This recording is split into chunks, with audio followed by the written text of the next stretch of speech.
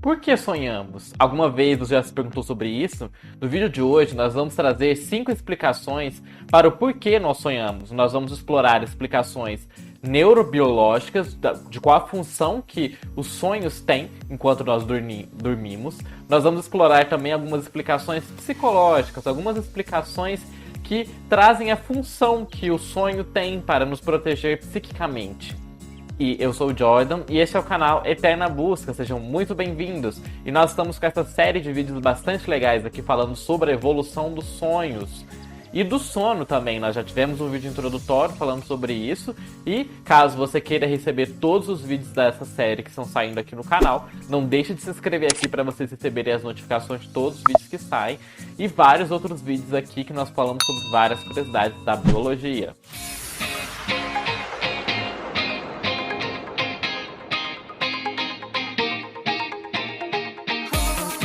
Sonhar é uma característica universal de ser um ser humano, mas não há uma explicação muito convincente de por que nós deveríamos ter sonhos durante o sono.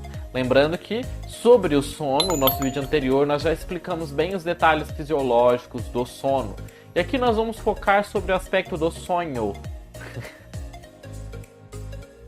Por que nós deveríamos ter, enquanto dormimos, experiências vívidas, intensas e bastante marcantes, enquanto nós estamos completamente inconscientes daquilo que está nos cercando fisicamente? Será que nós não poderíamos ficar muito bem simplesmente só dormindo sem sonhar nada? Sonhar se refere a algumas experiências conscientes que nós temos durante o sono, consciente subjetivamente.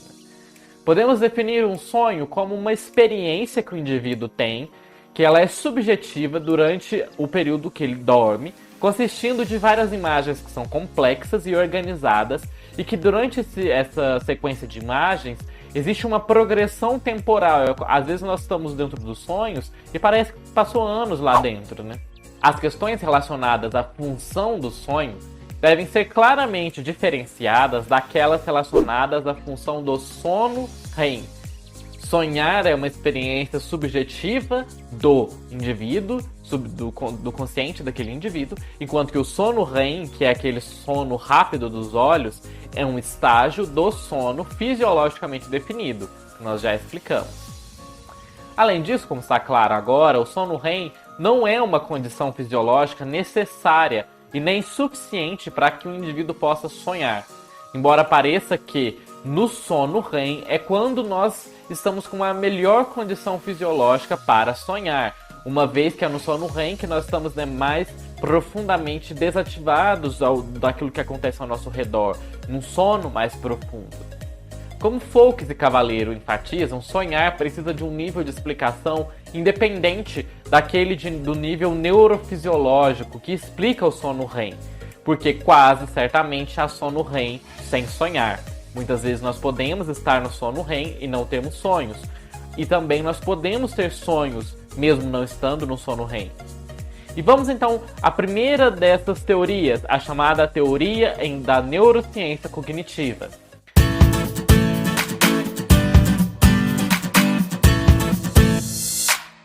Na neurociência cognitiva, teorias e visões recentes sobre o sonho levam a uma conclusão de que sonhar, não como sendo essa experiência do indivíduo enquanto ele sonha, enquanto ele tem o seu sono, né, não tem nenhuma função biológica útil.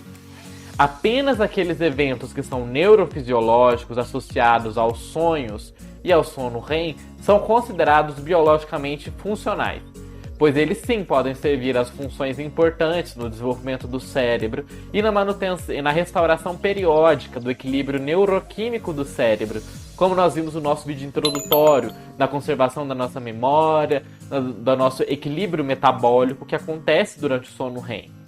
A outra teoria traz a ideia da síntese da ativação.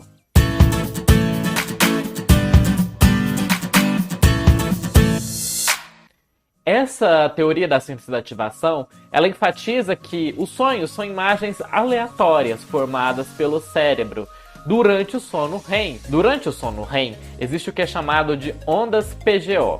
Essas ondas PGO elas se originam, como vocês podem ver na imagem, na ponte do cérebro, e elas vão ativar todo o prosencéfalo, que é essa região, né, das dobrinhas do cérebro, que nós já falamos aqui no canal em vários vídeos sobre comportamento. Essa ativação do prosencéfalo, ela leva à formação, à reativação das nossas memórias de imagens, de sons, de gostos. Então, o nosso cérebro, o nosso prosencéfalo, está experienciando aquilo que nós lembramos durante a nossa vivência acordada. Então, a imagem seriam aleatórias, porque o cérebro é quem está reorganizando essas coisas na cabeça e nós teríamos essas imagens aleatórias, pelo menos dentro desta abordagem. Quando o prosencéfalo tenta dar sentido a toda essa ativação aleatória de imagens que aparece para ele, ele acaba criando os sonhos, para que ele ajuste o padrão do sonho ao padrão dessa estimulação que está sendo gerada interna. O padrão de imagens que tem durante o sono REM, ele é semelhante aos comandos que os nossos olhos e os comandos motores do corpo fazem durante o sono. Então essas imagens carregadas da nossa memória são esses resíduos do dia que nós estamos adaptando aqui no nosso cérebro. Mas essa teoria ela não responde à principal pergunta do que é: por que o cérebro deveria gerar qualquer tipo de imagem durante o sono REM? Sendo que isso poderia ser simplesmente um processo automático. E também essa abordagem ela não explica o conteúdo narrativo dos sonhos, porque para isso, nessa teoria, os sonhos seriam aleatórios, então não deveria ter nenhuma história que fizesse sentido dentro do sonho. E agora nós caímos em uma outra abordagem, uma outra explicação, nas teorias psicológicas dos sonhos.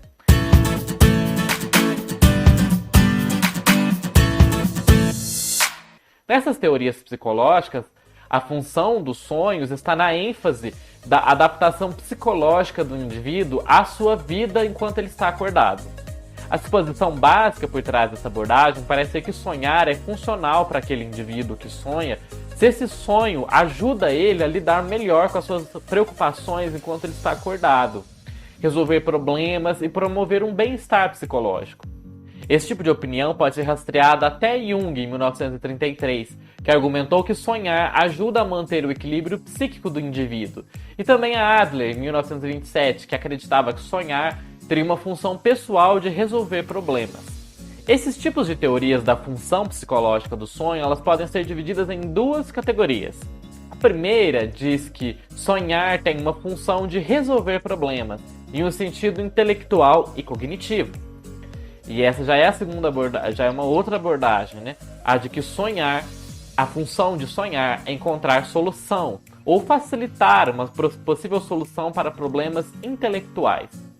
A segunda categoria sustenta que a função do sonhar está muito mais relacionada a um ajuste emocional e não a um problema intelectual.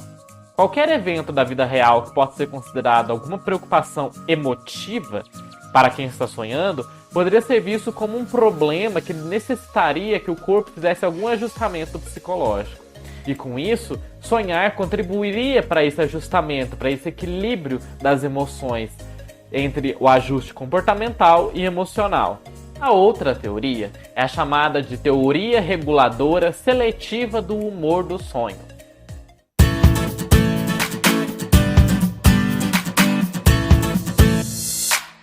Kramer, em 1991, 1993, traz a ideia de que durante o sono REM ocorre uma onda de emoções e que a função do sonho é conter essa onda, ou ao menos tentar conter essa onda.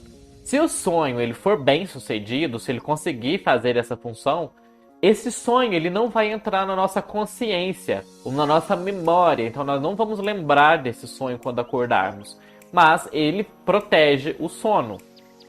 E um padrão bem sucedido de sonho, primeiro ele afirma um problema, depois ele trabalha aquele problema e então ele apresenta uma solução para aquele problema.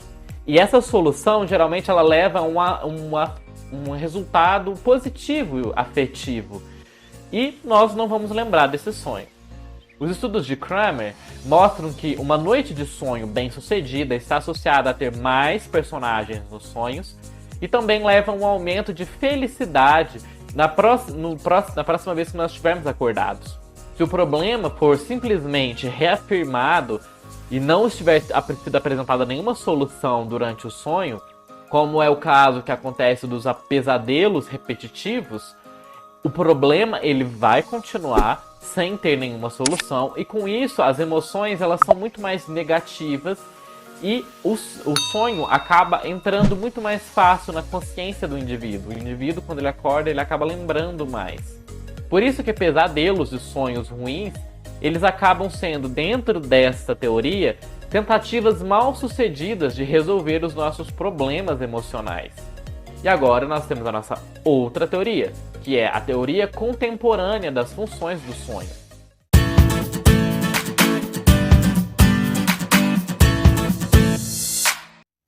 Hartman, de 95, 96 e 98, propõe que nossos sonhos eles lidam com nossas emoções e com nossas preocupações emocionais, fazendo delas metáforas pictóricas, metáforas de imagens. O sonho ele se cruza ou ele tece um novo material, uma nova realidade, e que, de acordo com Hartman, essa realidade nos ajuda a adaptar-nos a um futuro trauma, uma futura situação de estresse, de problemas na nossa vida.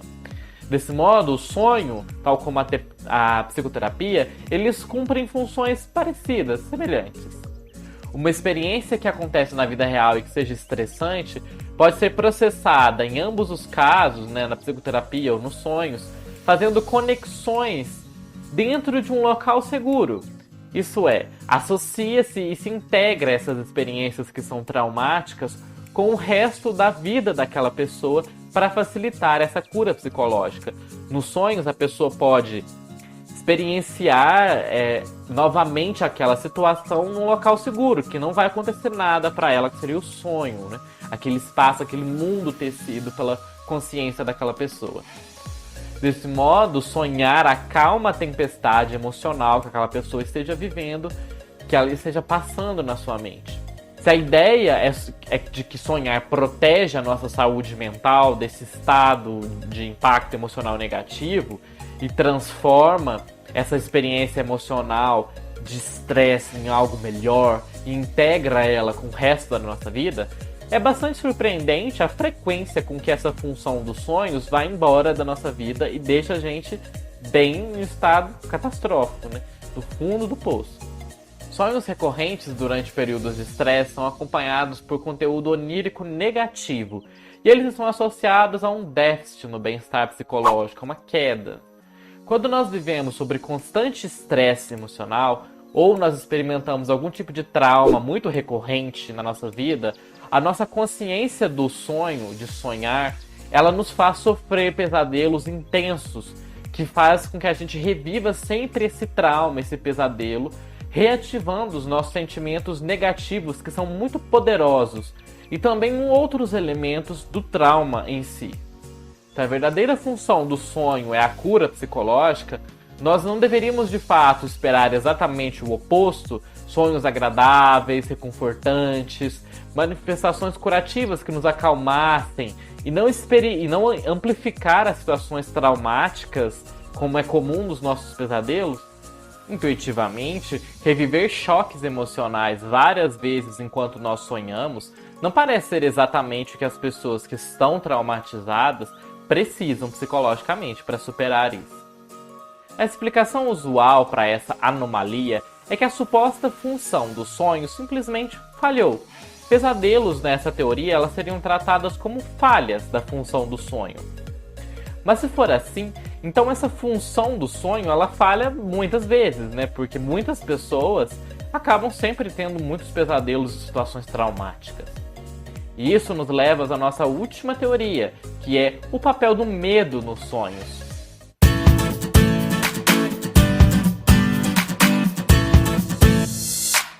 Em oposição a essas teorias anteriores do ajustamento psicológico do sonho, Revonson argumenta que os sonhos de pesadelos não são aqueles que deixaram de cumprir a sua função, mas sim, eles são exemplos primordiais do tipo de sonho que realiza a sua função biológica.